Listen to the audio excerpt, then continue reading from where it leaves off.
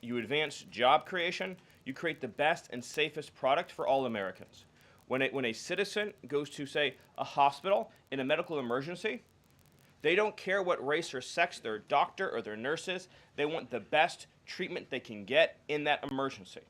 When they're flying a plane or when they're on an aircraft, they want that pilot to be the best pilot, the safest pilot, not caring what that pilot's race or sex is.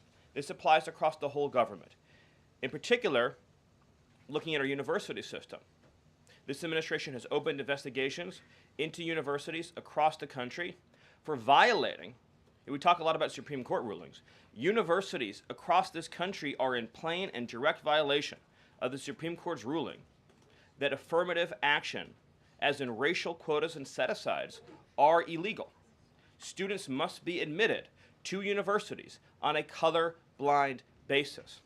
But we have demonstrated through clear evidence that our university system, including our medical schools, and perhaps particularly our medical schools, are engaging in race-based discrimination, racial set-asides, racial quota schemes, and other efforts to evade the Supreme Court's ruling, and again, the plain text of federal statute. So universities are on notice, and universities are already facing the financial consequences of their noncompliance with federal law.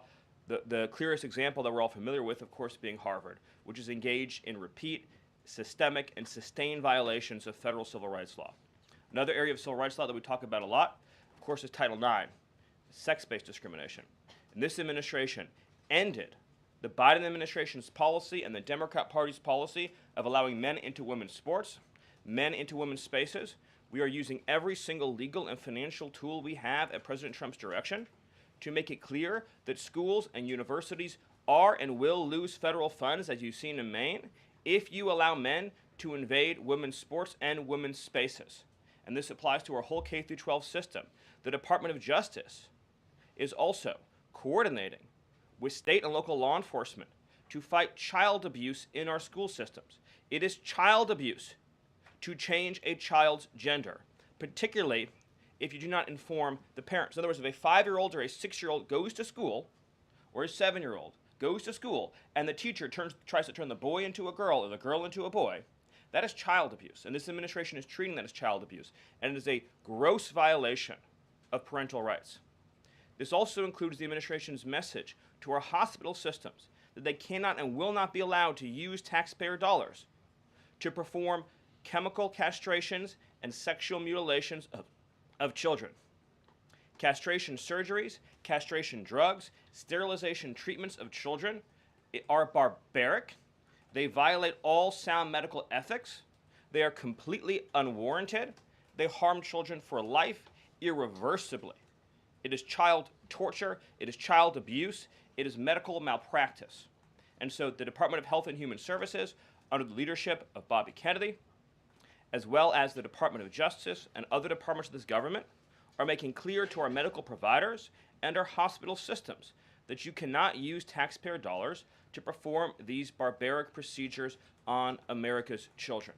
And HHS has systematically updated and eliminated all of the junk, fake science that was produced under the Biden administration promoting sex changes on children, promoting the idea of sterilizing children. That's been cleaned out, that's been removed, and new guidance is being issued to doctors and hospitals advising them that they cannot perform these horrifying procedures, these irreversible procedures on our nation's children. We are also making clear in our prison system, male prisoners will not be allowed into women's prisons. The Biden administration promoted prison rape by putting men into female prisons.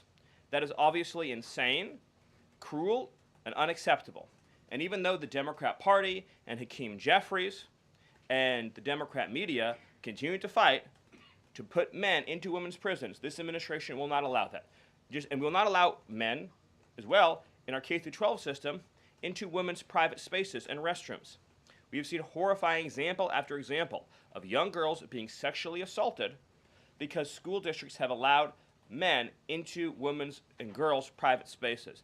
This administration